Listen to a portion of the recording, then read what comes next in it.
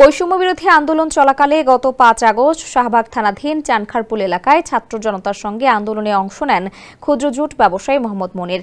দুপুরে আসামিদের ছোড়া গুলিতে ঘটনাস্থলেই মারা যান তিনি। এ ঘটনায় নিহতের স্ত্রী গত ১৪ মার্চ শাহবাগ থানায় হত্যা মামলা করেন।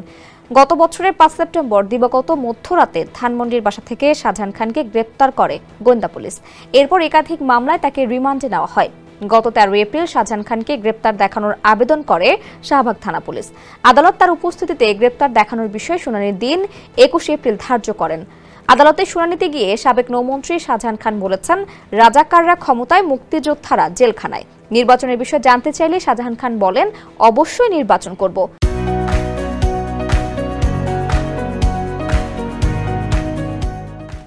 এরপর ঢাকার মেট্রোপলিটন ম্যাজিস্ট্রেট মেহেদী হাসানের আদালতে গ্রেপ্তার দেখানোর বিষয়ে শুনানি হয়।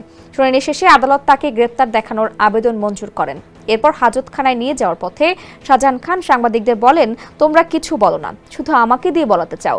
এর একদিন আগে আন্তর্জাতিক অপরাধ ট্রাইব্যুনালে ২ পুলিশ সদস্যকে হুমকি দেন শাহজাহান খান।